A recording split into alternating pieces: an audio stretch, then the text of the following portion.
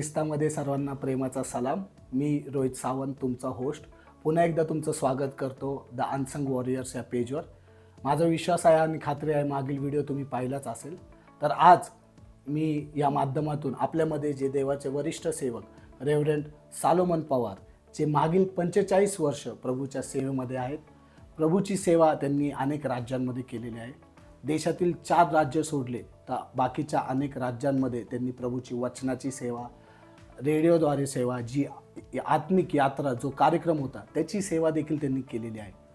आत्ता सध्या ते पुण्यामध्ये स्थित आहे. पुणे महाराष्ट्रामध्ये ते सेवा करतात आणि जागोजागी जाऊन देवाचं वचन, देवाची स्तुती आराधना, देवाची प्रार्थना आणि देवाची सुवार्ता ते सांगतात. तर प्रभू येशूच्या नावामध्ये आपण त्यांचं स्वागत करूया. प्रेज द लॉर्ड पास्टर साहेब. प्रभू येशूच्या नावामध्ये तुमचं स्वागत आहे.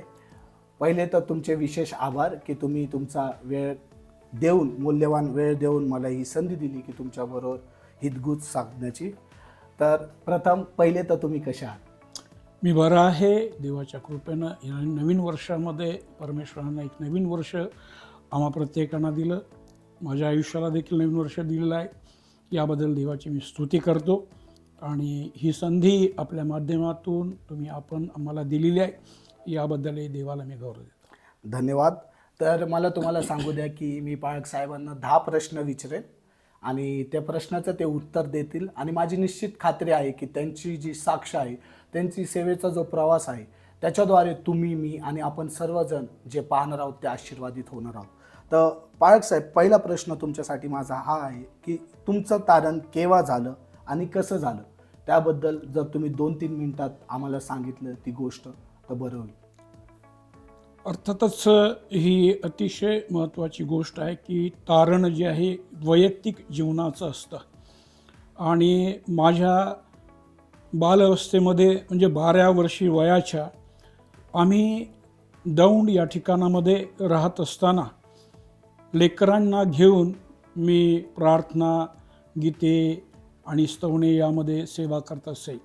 आमचं कुटुंब एक ख्रिस्ती कुटुंब जरी असलं तरी देखील त्या कुटुंबामध्ये अनेक देवाचे सेवक लोक येत असे आणि आम्ही त्यांच्या माध्यमातून दौंड या ठिकाणामध्ये सुवार्तेची सेवा, वचनाची सेवा त्यांची ऐकत असे, पाहत असे आणि त्याचा मोठा प्रभाव माझ्यावरती पडत असे.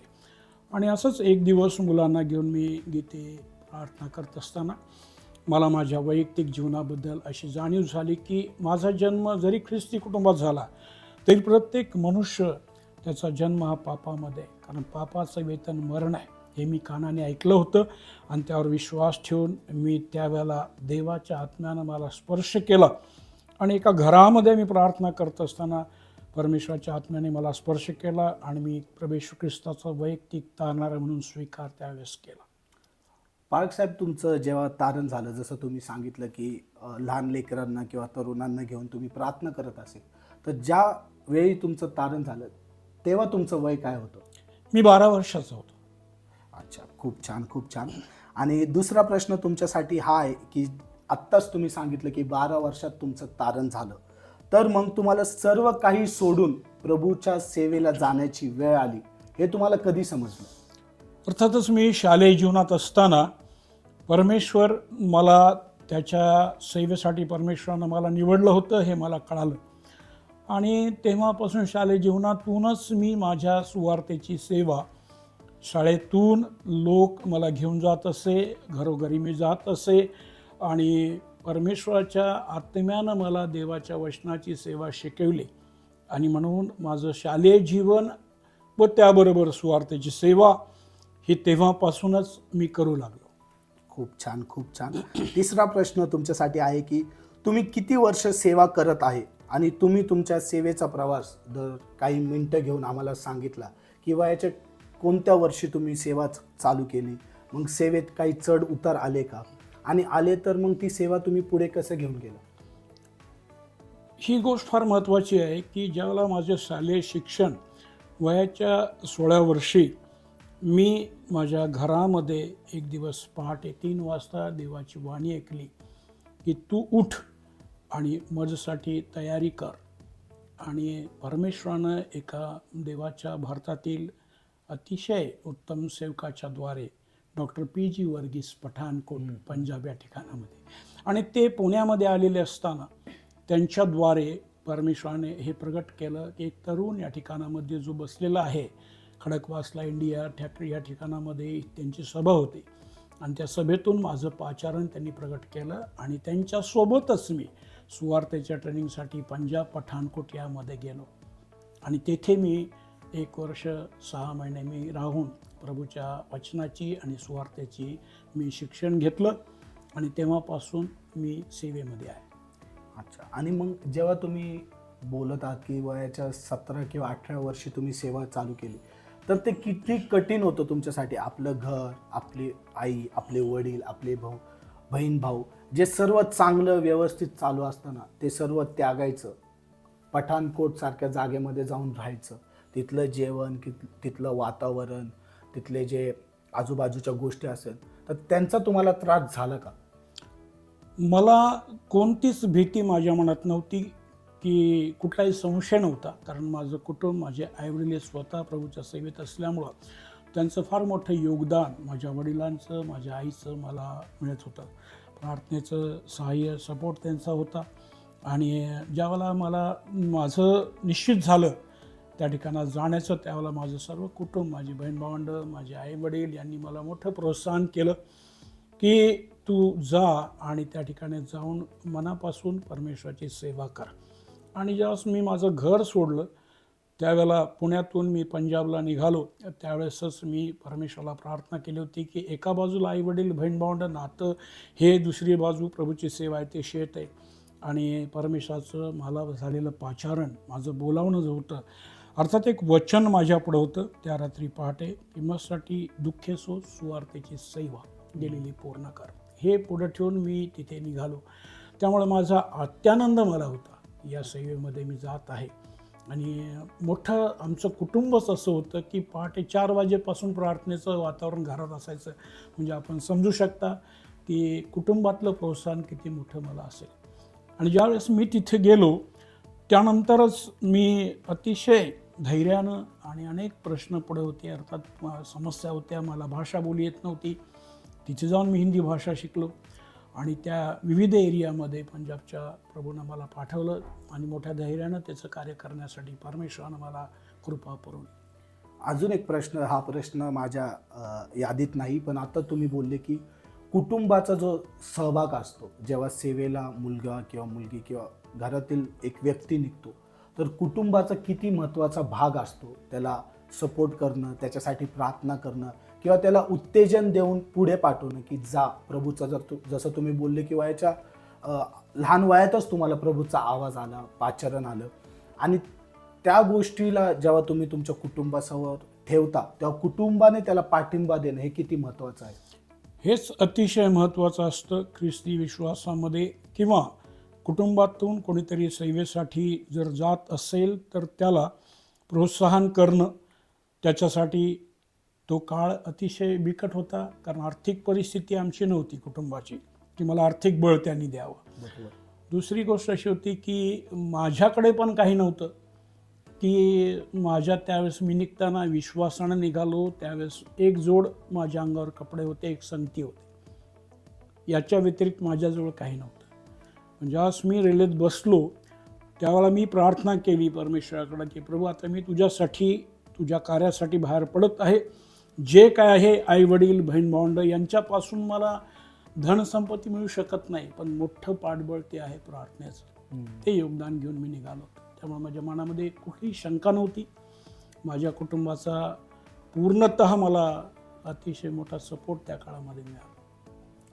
धन्यवाद पाळक साहेब. पुढचा प्रश्न तुमच्यासाठी आहे की तुम्ही जेव्हा सेवेला चालू केलं तेव्हा तुमच्या जीवनात आध्यात्मिक गुरु किंवा आध्यात्मिक वडील म्हणून असा कोण व्यक्ती होता का ज्यांच्याकडे पाहून तुम्ही सेवा चालू केली आणि ज्यांनी तुमच्या सेवा कार्यामध्ये तुम्हाला पाठिंबा दिला आणि बोललं की जा सेवा कर, काही जरी झालं तरी मी तुझ्या पाठीशी उभा आहे?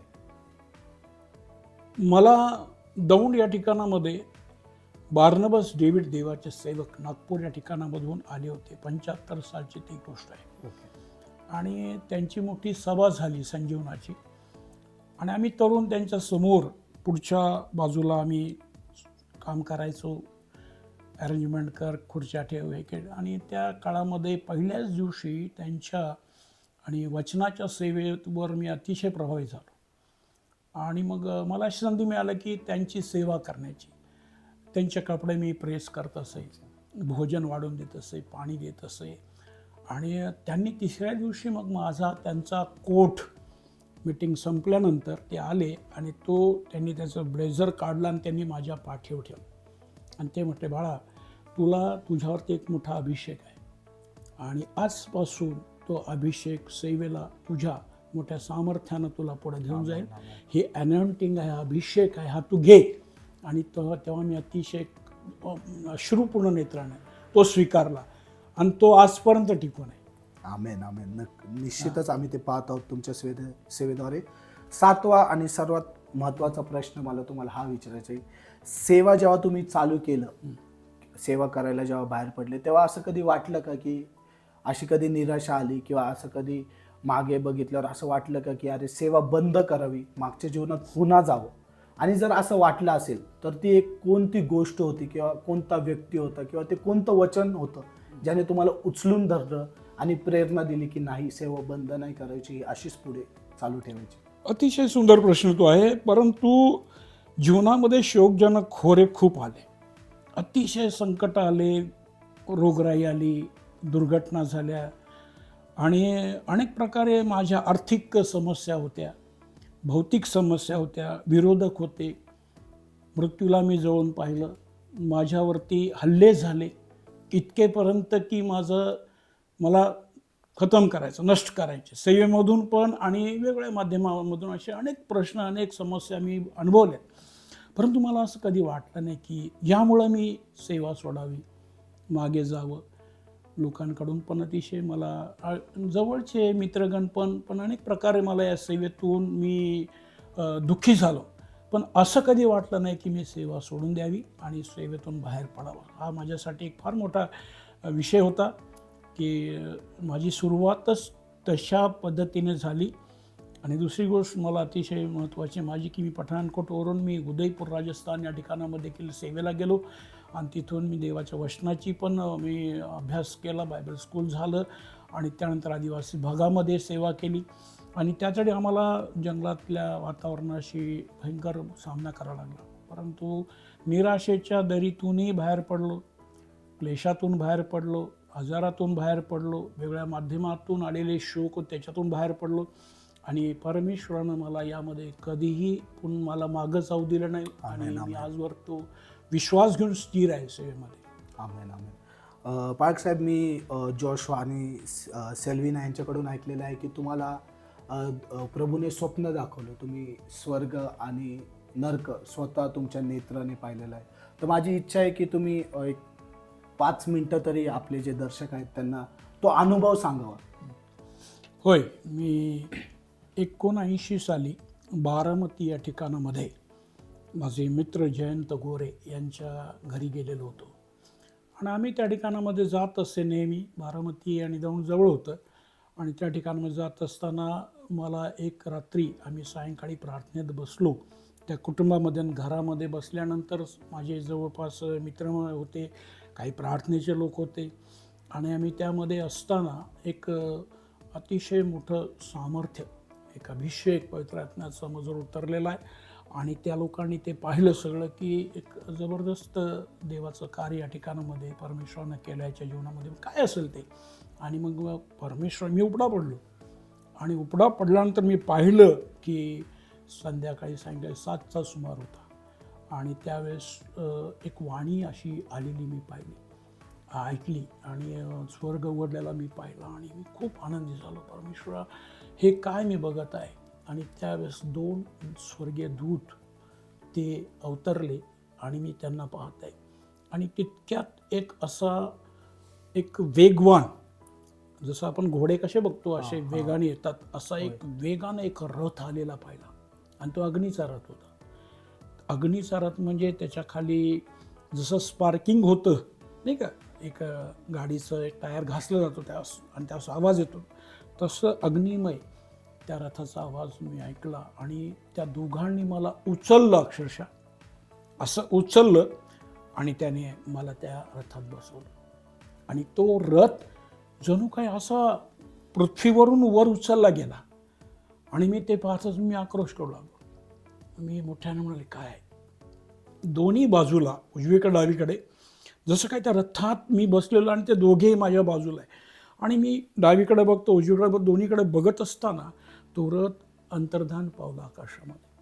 आणि क्षणात निमिषात एक द्वार उघडलं मोठं. आणि मी बघत आहे की ती वाणी आणि परमेश्वराची वाणी मी ते ऐकली की तो स्फटिकासारखा रस्ता होता आणि अतिशय सुंदर सोन्याचे रस्ते. त्या रस्त्यावरून मी अतिशय आनंदी झालो. म्हटलं, हे तुम्ही मला स्वर्गाच्या प्रवेशद्वारातून येतात, मी जात आहे, हे स्वर्ग आहे. आणि मग देवाचा दूत माझ्या संगती बोलू लागला, पहा, जे जे तू पाहशील ती तुझी साक्ष होईल. आणि ती साक्ष बघत असताना मी अनुभवलं तो एक अतिशय मोठा की एलियाचा देव जो आहे, ज्या एलियाला अग्नीच्या रथातून स्वर्गात घेऊन गेला. आणि ती व्यक्ती म्हणजे तो दूत मशी बोलू लागला आणि मी ते ऐकू लागलो. मला अतिशय आनंद, मी त्या आनंदाने मोठमोठ्याने हसू लागलो, आनंद करू लागलो. आणि त्यावेळेस एक समोर व्यक्ती माझ्या दिसली आणि मग तो दूत मला म्हणतो, ही पहा, ही व्यक्ती कोण आहे? ही शरीरानिशी आहे.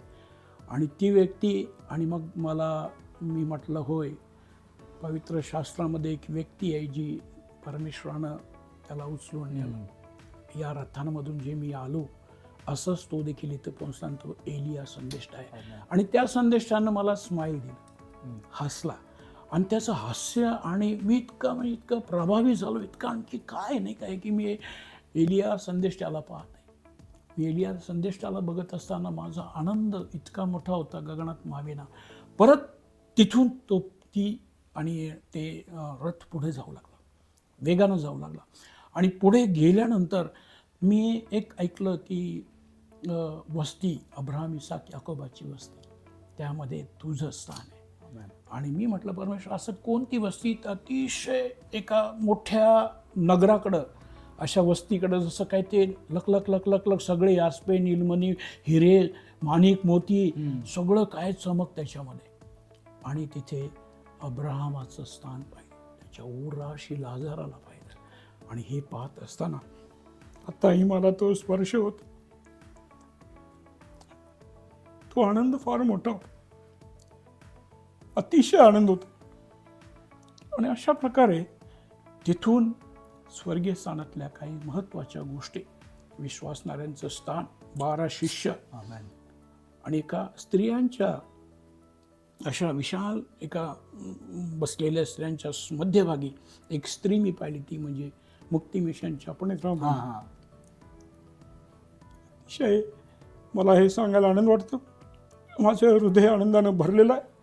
आणि या साक्षीच्या द्वारे मला एक गोष्ट कळविण्यात आली, हे तू बघत असताना तुला पुन्हा पृथ्वीच्या तुझ्या सभोवताली असणाऱ्या लोकांच्या मध्ये जाऊन ही सुवार्ता सांगायची. आमेन, आमेन, आमेन. आणि पहाटे 5पर्यंत व्हा, हे मी पाहिलं. अशा प्रकारे मला ती सेवा परमेश्वराने कशी दाखवली, तर ती सुरुवात या माध्यमातून दाखव. आमेन, आमेन.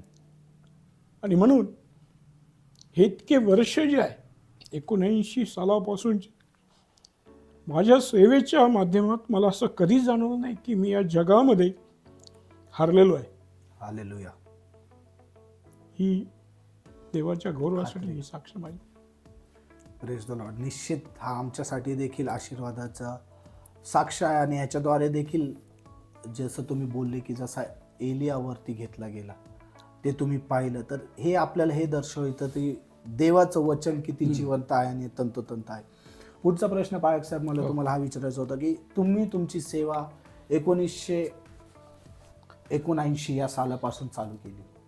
तर मला म्हणजे मी तुमच्याबरोबर चर्चा केलेली आहे किंवा तुमच्या मुलांनी मला सांगितलेलं आहे की त्या काळी तुम्ही सायकलवर जायचे किंवा कधी रेल्वेने प्रवास करायचे किंवा कधी पायी जायचे सेवेला. तर मला हा प्रश्न आहे की त्यावेळेस तेव्हा तुम्ही जी सेवा केली आणि आत्ता जी तुम्ही सेवा करता, आजही मी तुमच्याकडे बघून खूप उत्तेजन मला भेटतं की तुम्ही आजही वयाच्या 60 वर्ष पूर्ण केले तरी तुम्ही जाता, टू व्हीलरवर जाता, सुवार्ता सांगता, वचन सांगता. तर या दोन्ही वेळेत काय फरक आहे आणि किती सेवा बदललेली आहे दोन्ही काळामध्ये? होय, अर्थातच आहे की महाराष्ट्राच्या पुण्यापासून मिरजपर्यंत कोल्हापूरपर्यंत मी सायकलिंग केली. 9 वर्ष मी सायकलचा दौरा जवळजवळ 250-300 किलोमीटर. जवळजवळ 350 किलोमीटर. 350. 350 पण नाही, कारण तिथून कोल्हापूरचा भाग, कराड, पाटण, तिकडचा एरिया, तो एरिया, मग नगर भाग, दौंड, बारामती तर मी जातच असे. म्हणजे 9 वर्ष मी सायकल जवळजवळ मी चालवली. स्वार्थासाठी मी सायकलीचा प्रवास केला. त्यानंतर मोटरसायकल, आणि मोटरसायकलनंतर महाराष्ट्र बाहेर देखील मी गेले. म्हणजे बरेच वर्ष माझ्याकडची 5वी बाईक आहे आता, की ज्या 5वी बाईक आहे जी महाराष्ट्रामध्ये मी अतिशय मला जर मी वाटलं की आज देवाचा आत्मा बोलला की निघायचं, तर मी माझी बाईक घ्यायचो आणि निघालो तर 500 किलोमीटर प्रवास करायचो. औरंगाबाद, अमरावती, जालना, सोलापूर, कराड असं मी सहज निघून जायचो. आणि पुन्हा मी अशा स्वार्थाच्यासाठी मी कधी नाही हा शब्द नाही वापरला लोकांना, कारण माझ्याकडं माध्यम एकच असायचं, ते म्हणजे मोटरसायकल. आणि त्यावेळेसचा काळ मला आठवतो की सायकलिंगचा काळ म्हणजे अतिशय कठीण. आणि रस्त्यावरच्या दुर्घटना मी पाहिल्या, माझ्या अंगावर ट्रक आलेला मी पाहिला, फरशीचा ट्रक जो ब्रेक फेल होता. आणि जर मी थोडंही मी हे केलं असतं त्या ठिकाणामध्ये निष्काळजीपणा, तर निश्चित मी त्याच्या खाली. एकदा तर मला असा अनुभव आला, नगरच्या पुढे पांढरीच्या पुलामध्ये, त्या पुलाच्या घाटामध्ये, त्या ठिकाणामध्ये एक म्हशीचा ट्रक वरून पलटी झालेला. घाटात मी खाली, रात्री 12:30चा सुमार होता. आणि मागे एक पुण्याची बस होती, ST, ती मागे होती. त्यांनी मला पाहिले, म्हणे आता हा तर गेला. परंतु ती ज्यावेळेस ते आवाज झाला गाया मशीनचा, तेव्हा मला दिसलं की माझ्याच वरून त्या स्पॉटवरून ती ट्रक पलटी झाली. आणि मग मी माझी गाडी, बाईक जी आहे, ते डोंगरावर चढवली अशी वरती आणि थांबलो. आणि त्यानंतर ते लोक आले पळत ST मधले, त्यांनी बघितलं. हा एक मोठा चमत्कार होता, लोकांनी पाहिलं. आणि मग मी म्हटलं मी येशूचा सेवक आहे. अशा 5 घटना मी अनुभवलेल्या आहेत दुर्घटनेमधल्या. तिथूनही वाचलं, परमेश्वराने सांभाळलं. आमेन. आणि मग तेव्हा केलेली सेवा आणि आत्ता केलेली सेवा याच्यामध्ये काय फरक आहे? म्हणजे तेव्हा सायकल होत्या, कदाचित तितके चांगले माईक, स्पीकर नसतील. आजच्या काळात ते सहजासहजी भेटतात. म्हणजे कुठं जरी गेलं किंवा काही सेवा किंवा काही मीटिंग घ्यायची म्हटली तर आपण पहिलं म्हणतो चांगली सिस्टम पाहिजे, चांगली माईक पाहिजे, चांगल्या लाईट पाहिजे. तर ते किती महत्त्वाचं होतं जे तुम्हाला आत्ता भेटत आहे त्या काळी भेटलं नाही? हो, ते तर अतिशय महत्त्वाचं, कारण लोकसमुदाय बसत असे ज्या वेळेला आदिवासी भागामध्ये मी जात सभा घ्यायला, तर एकेका 10,000, 15,000चा मॉप असायचा. आणि एकदा तर एका ट्रॅक्टरच्या ट्रॉलीवरती जनरेटर ठेवलं होतं. आणि संदेश सुरू होण्यापूर्वी आवाज झाला, जनरेटरचा आवाज झाल्याबरोबर झाडावर एका बिबट्याने उडी मारली, असाही अनुभव आहे. आणि आवाज झाला, बिबट्या लोकांच्या मधून असा निघून गेला आणि परत ती सभा सुरू झाली. कधी कधी असं व्हायचं की मोठ्यानं ओरडा लागायचं, कारण आवाज नव्हता, माईक नव्हता, सिस्टीम नाही, काही नाही, प्रकाश नाही, हॅलोजन, अंधारात सभा आम्ही घेतलेली, तेही आठवतं. परंतु आत्ताचं अतिशय हे ज्ञान वाढलेलं आहे, सगळ्या गोष्टी, मीडियाचं माध्यम चांगलं आहे. जसं जसं प्रभू येशू ख्रिस्ताचं येणं जवळ होत आहे, तसं हे माध्यम वेगानं येशूच्या स्वर सेवा प्रसारित करते. आणि अतिशय महत्त्वाचं आहे, मीडिया फार महत्त्वाची आहे बाबा. या दिवसामध्ये मीडियाचा उपयोग मोठ्या देवाच्या गौरवासाठी होते आणि ते होणं गरजेचं आहे. पुढचा प्रश्न पाळक साहेब तुमच्यासाठी, मला वाटतं हा सर्वात महत्त्वाचा. एकाच वेळी देवाचा सेवक किंवा देवाचे पाळक म्हणून, पती म्हणून, वडील म्हणून, भाऊ म्हणून आणि इतर नाते जे आहेत तुमचे, ते तुम्ही कसे सांभाळले? होय, ही पण महत्त्वाची गोष्ट आहे. कारण मी अनेक वेळा, माझी सासूरवाडी गुजरात आहे, सैवेला मी औरंगाबादमध्ये होतो, पुण्यामध्ये. आणि नातेवाईकांना कुठल्याही प्रसंगामध्ये मी सोडलेलं नाही. कुठलाही प्रसंग, कोणताही प्रसंग असू द्या, आजारपण असू द्या, काही असू द्या, कुठलीही घटना असू द्या, माझ्या लेकरांना, मी दोन्ही लेकरांना लहानपणापासून संगती, आम्ही STचा प्रवास केला, रेल्वेचा प्रवास केला भावंडांना भेटण्यासाठी. आणि त्यांच्या आनंदामध्ये, त्यांच्या सगळ्या प्रसंगामध्ये परमेश्वराने मला ती संधी मला दिली. आणि कुटुंबाला धरून मी राहिलो, कुटुंबासाठी प्रार्थना, कुटुंबाने माझ्यासाठी, भावंडांनी केलेल्या प्रार्थना, त्यांचं प्रेम अलौकिक होतं माझ्यासाठी. अतिशय प्रेम बहीण भावंडांनी मला दिलेलं, माझ्या कुटुंबाला दिलं आणि माझ्या सेवेच्या माध्यमातून कुटुंब आणि कुटुंबाचं नातं हे कधीच असं मी तुटू दिलं नाही. खूप छान पाळक साहेब. पुढचा प्रश्न तुमच्यासाठी हा की लोकांना वाटतं की स्तुती आराधना करणे किंवा वचन देणे किंवा स्टेजवरची जी सेवा आहे तीच सर्वात महत्त्वाची सेवा आहे किंवा लोकांना असं वाटतं की तीच खरी सेवा आहे. तर याच्याबद्दल तुम्ही काय बोलू इच्छिता? की तुम्ही आत्ताच सांगितलं की तुम्ही देवाचे, आता तुम्ही स्वतः सेवक असताना तुम्ही देवाच्या सेवकांना जेवण वाढलं, त्यांचे ताट उचलले, त्यांच्यासाठी त्यांच्या मीटिंगला खुर्च्या लावल्या. तर हे छोटे छोटे काम करणं पण किती महत्त्वाचं आहे हे तुम्ही जर सांगाल तर बरं होईल. होय, प्रभू येशू ख्रिस्तानं तेच म्हटलं की मी सेवा सेवा करून घेण्यास नव्हे तर कराव्यास आलो आहे, नाही का? आमेन. आणि सेवा ही सर्वप्रथम आपल्याला प्रभू येशू ख्रिस्ताच्या जीवनातून शिकायला मिळते. पाऊल म्हणतो ना का, संत पाऊल, असती जी चित्तवृत्ती ख्रिस्त येशूमध्ये तुम्हामध्ये असो. ख्रिस्ताची चित्तवृत्ती ही सेवेची होती आणि तीच आपण शिकतो. त्यावेळेला आपण कधीच नाकारत नाही ती गोष्ट. आपल्यासमोर एखादी गोष्ट खड्डा खणण्याची आली, पाणी भरण्याची, आम्ही तेही केलं. सगळी पंक्ती सेवा केली, धुण्यापासून, ग्राउंड साफ करण्यापासून, पडदे लावण्यापासून, बॅनर लावण्यापासून, सेवकांचे कपडे धुण्यापासून, इस्त्री करण्यापासून सर्व प्रकार. कारण का सेवा ही ख्रिस्ताची चित्तवृत्ती ही समजली, ज्याच्या जीवनात त्याच्या जीवनात ख्रिस्त त्याला प्राप्त झाला. ही सेवा समजून ही सेवा मी केलेली आहे आणि माझी इच्छा आहे की ती सेवा देखील आपण जे ऐकत आहात आपल्या सर्वांच्यासाठी, कुटुंबासाठी दिलेली असते, निमस्त केलेली असते, ही ओळखावी लागते. आमेन आमेन. पाळक साहेब, पुढचा प्रश्न तुमच्यासाठी की मागील 45 वर्ष तुम्ही सेवा करत आहे. आत्ता तुमचा मोठा मुलगा जोशवा देखील सेवेत आहे. तर तो वाढत असताना तुम्हाला असं कधी वाटलं का की त्याने तुमचा सेवेचा वारसा, जसे तुम्ही बोलले की तुमचे वडील सेवा करायचे, तुम्ही देखील सेवा करत आहात, तर तुम्हाला कधी वाटलं का की त्याने तुमचा वारसा सेवेचा पुढं चालवा? आणि जसं त्याचं नाव आहे जोशवामध्ये, ते यहोशवाच्या पुस्तकात ते वचन आहे, मी आणि माझे घराणे तर यहोशवाची सेवा करेल. बरं. तर आत्ता असं वाटलं तुम्हाला कधी की त्यांनी सेवा करावी? आणि जर तो आत्ता सेवा करत आहे ते पाहून तुम्हाला कशी भावना येते ते तुम्ही सांगा. हो, मला एक मोठी गोष्ट आठवते. त्याच्या जन्माच्या वेळेस मी केरळ या ठिकाणामध्ये रेडिओची सेवा करत होतो आणि त्याच्या जन्माची मला ती आठवण आहे. आणि वेळोवेळी मी पुण्यातून केरळला जात असे. ती गोष्ट माझ्यासाठी मला समोर येत असे की आता मुलाच्या जन्माची, लेकराच्या जे काही असेल ती जन्माची वेळ जवळ येते. आणि त्या वेळेला मी तिथेही जाऊन प्रार्थना करत होतो, माझ्या रूममध्ये करत होतो.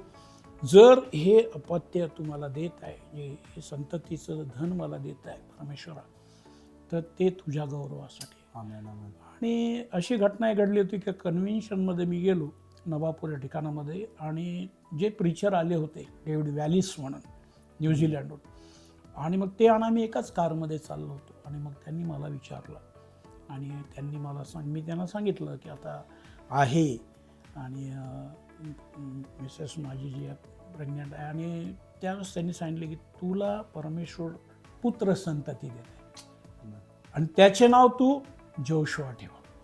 म्हणजे एका देवाच्या सेवकाच्या द्वारे ते प्रगट व्हावं, म्हणजे अर्थातच तो एक देवाचा सेवक होणार हे मला अगोदरच कळलं होतं. आणि माझी प्रार्थना होती, परमेश्वरा त्याची सेवा त्याला कळू दे, त्याचं पाचारण कळू दे.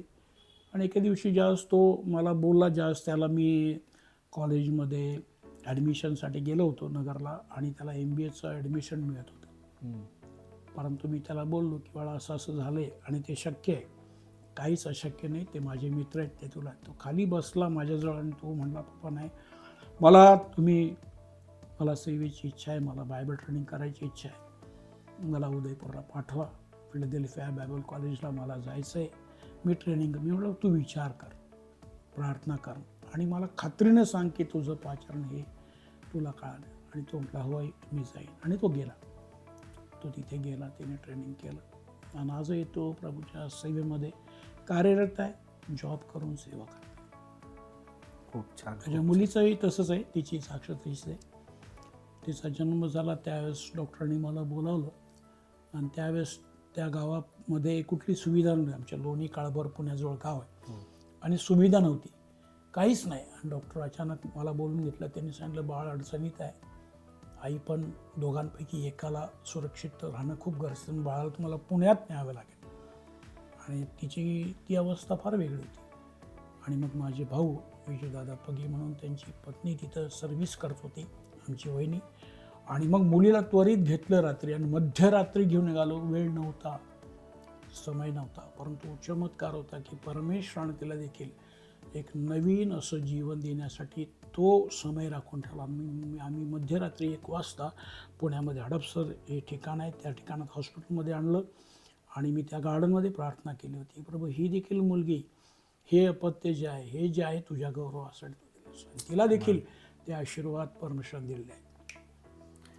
खूप छान. आता तुम्ही तुमच्या मुलगीबद्दल बोलला, तर मला हे विचारायचं की जे जया आंटी आहेत, तुमच्या पत्नी आहेत, Yes. या 45 वर्षाच्या सेवेमध्ये त्यांचा किती महत्त्वाचा वाटा आहे? कित्येक वेळेस असं झालं असेल तुम्ही सेवेला गेले, त्यांनी लेकरांची एकटी काळजी घेतली आणि तुमच्यापर्यंत ते कदाचित आलं पण नसेल, तर ह्या सेवेमध्ये त्यांचा किती महत्त्वाचा आणि किती मोलाचा वाटा आहे ते मला हो, विचारायचं आहे. हा रोहित अतिशय सुंदर प्रश्न केला आहे. थँक्यू. कारण ह्या प्रश्नाचं उत्तर फार मार्मिक आहे. 32 वर्ष झाले सांसारिक जीवनाला, माझं लग्न होतं. आणि या 32 वर्षाच्या काळामध्ये मोठ्या मोठ्या संजीवनाच्या सभा मी आयोजित करत असे महाराष्ट्रामध्ये. आणि त्या काळामध्ये येणारी टीम, येणारे लोक, या सर्वांना जसं रेबेकाने उंटांना पाणी पाजण्याचं काम केलं, तसं माझ्या मिसेसनी आलेल्या सेवकांना, आलेल्या टीम्सला, त्यांना संपूर्णपणे त्यांची काळजी घेणं. अतिथीप्रिय तिचं दान आहे, ते अतिथीप्रिय आहे. ते येणारे 30 लोक, कधी कधी 50 लोक, कधी टीमचे लोक, मंडळांचे लोक.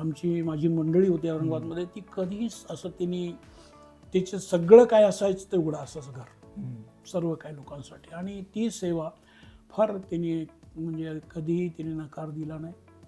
कधीच लोकांना म्हणजे असं आमच्याकडे येणारे लोक नेहमी तृप्त होऊन गेलेत. आणि सर्वांची काळजी घेणं, लेकरांचे विशेष करून मला तर मी तर त्याच्यामध्ये थोडासा कमी पडतो आहे, कारण मी तितकी सेवा लेकरांची नाही करू शकतो. कारण माझं संपूर्ण सेवेचं कार्य बाहेर जात असेल, त्यामुळं त्या लेकरांना जपणं, बघणं, त्यांची काळजी करणं, त्यांचं देणं घेणं, सगळं काय करायचं असेल ती दिवसाची रात्र करायची.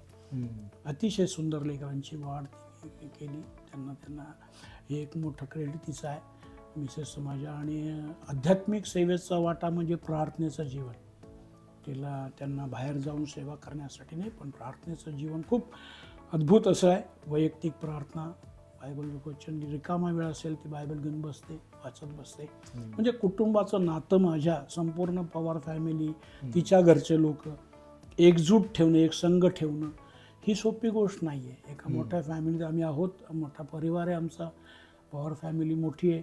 परंतु 32 वर्षात या फॅमिलीला एक टिकून ठेवणं किंवा नातं जोडणं, अतूट नातं माझ्या पत्नीने माझ्या कुटुंबाशी ठेवलं. निश्चित. शेवटचा प्रश्न हा मुलाखतीचा, की आपले जे प्रेक्षक आहेत किंवा जे आपले व्ह्युअर्स आहेत, त्याच्यापैकी काही लोक ऑलरेडी सेवा करत आहेत, काहींना इच्छा आहे सेवा करण्याची, तर तुम्ही 2 शब्द जर प्रेरणार्थी किंवा उत्तेजनार्थी त्यांना सांगितलं, तर तुमच्या या 45 वर्षाची जी सेवा आहे त्याच्यातून तुम्ही काय शिकले, प्रभूंनी कशी तुमची साथ दिली, कधी तुम्हाला कमतरता भासली नाही, तर तुम्ही 5 मिनटं घेऊन जर बोलला तर ते बरे होईल. होय, ही पण महत्त्वाची गोष्ट आहे की आम्ही जे या दिवसामध्ये आहोत, अर्थात तो काळ वेगळा होता. त्या काळामध्ये विरोधक नव्हते किंवा छळ असा जाणवत नव्हता, परिस्थिती वेगळी होते. पण आत्ताच्या काळामध्ये तुम्ही आणि मी देवाचं वचन सांगता, आम्ही शेवटच्या दिवसात आहोत. आणि या काळामध्ये पवित्र आत्मा या दिवसामध्ये मोठ्या सामर्थ्यानं पृथ्वीवरती कार्य करत आहे. आणि आम्हाला देखील ते काम करायची इच्छा असेल तर सर्वप्रथम आमचं समर्पण आम्हाला करावं लागेल. ही परिस्थिती उद्या छळ झाला किंवा काही होऊ शकतं, अशा या काळामध्ये आम्ही आहोत. आणि अशा दिवसामध्ये आम्ही ख्रिस्ताला परिधान करणं, त्याची संपूर्ण वचन सांगते इफिस्कारास पत्र 6 देवाची संपूर्ण शस्त्रसामुग्री धारण करा, म्हणजे तयारीत राहा. योद्धा आपण सैन्य आहोत, देवाचे लेकर आहोत. आपण फक्त काही ख्रिस्ती विश्वासात जगत नाही, तर आपण एक ख्रिस्ती योद्धे आहोत. ख्रिस्ताचं सैन्य आपण आहोत. आपण विजेते आहोत. त्याने आम्हाला पुनरुत्थानाचं सामर्थ्य दिलं आहे, पवित्र आत्म्याचं सामर्थ्य दिलं आहे. आपण विजयी जीवन जगत आहोत. आणि म्हणून आपण कुठलीही भीती न बाळगता, कोणतीही भीती न बाळगता आपण ख्रिस्ताला उंच करण्याचं काम या दिवसात केलं पाहिजे. कारण मनुष्याच्या पुत्राला उंच करा असं वचन सांग. हे दिवस ते आहेत की आपण जितकं ख्रिस्तासाठी जगू तितकं त्याच्या आगमनासाठी आपण आत्मे जिंकू, लोकांना तयार करू, सुवार्तेचं कार्य करू. आणि सुवार्ता ही या दिवसामध्ये पर्सनल वैयक्तिक सुवार्ता आपण सांगू शकतो. असं नाही की जाऊन आपण ओपन करायचं सांगायचं जेणेकरून आपल्याला त्रास होईल. वैयक्तिक सुवार्ता सांगू शकतो आपण, साक्ष देऊ शकतो जगाला, मित्रांना जाऊन साक्ष देऊ शकतो. आपल्या जीवनातल्या साक्षीचं कारण काय असेल त्याचा अनुभव आपण सांगू शकतो. ख्रिस्ताला अशा वेगळ्या माध्यमातून आपण जे ते नोकरीत आहोत, आपला व्यवसाय असेल, आपल्याकडे येणारा मनुष्य असेल. आता कालच मी एका ठिकाणात गेलो होतो आणि एका विधर्मी कुटुंबात माझं जाणं झालं आणि सगळे विधर्मी बसले होते. आणि त्यांनीच मला हे केलं, साहेब बायबल जरा उघडा आता. म्हणजे लोकांना बायबलविषयीची ऐकण्याची इच्छा आहे. मला माझ्या मनात एकदम धस झालं. आणि त्यांना आम्ही तिथं काही चर्चा केली. लोक आतुर आहेत, लोक भुकेले आहेत, लोक ताणलेले आहेत. तुम्हाला आणि मला त्यांच्याकडे जाण्याची सुवर्ण संधी आहे. आणि ते आपण दौडू नये. यांना त्या माध्यमातून आपण त्या पूर्ण केली पाहिजे. कारण अतिशय दिवस कमी आहेत, येशू लवकर आहेत. आमेन, आमेन. तर पाळक साहेब, आपला इंटरव्ह्यू संपला. मी तुमचे खूप खूप आभार मानतो. तुम्ही वेळ काढून तुमच्या जीवनाची साक्ष, तुमची सेवेची साक्ष, तुमच्या जीवनाच्या प्रवासात प्रभू येशूने कशी तुम्हाला मदत केली ते सांगितलं. माझा निश्चित विश्वास आहे की मी स्वतः आशीर्वाद झालेला आहे आणि जे लोक पाहत आहेत ते देखील आशीर्वादित होतील. तर मला तुम्हाला हेच सांगायचं आहे, ते तुमचे प्रभूमध्ये श्रम जे आहेत ते व्यर्थ नाही. आज देखील आम्ही सेवा करतो, तर तुम्ही आमच्यासाठी एक प्रेरणास्थान आहात. जसं मी बोललो की 60 वर्ष झाले तरी तुम्ही आजही सेवेला त्याच उत्तेजनाने जाता. छोटी हाऊस प्रेयर जरी असली तरी तुम्ही जाऊन सेवा करता येता. आणि तुम्हाला एका डोळ्याने दिसत पण नाही तरीही तुम्ही ते जाता, ते कष्ट घेता, प्रभूसाठी ते श्रम घेता. तर तुमचं जीवन आणि तुमची साक्ष यांच्यामधून मला वैयक्तिक तर खूप प्रेरणा भेटली. तर मी प्रभू येशूचे प्रथम आभार मानतो आणि तुमचे देखील आभार मानतो की तुम्ही जे आम्ही जे सेवेमध्ये आहोत त्यांच्यासाठी एक चांगला कित्ता ठेवलेला आहे. तर तुमचे आभार मानतो तुम्ही वेळ दिल्याबद्दल. Please like and subscribe to this channel and share this video with your family and friends. We will meet next week with another Unsung Warrior. Until then, this is your host Rohit Sawant from Unsung Warriors. God bless you.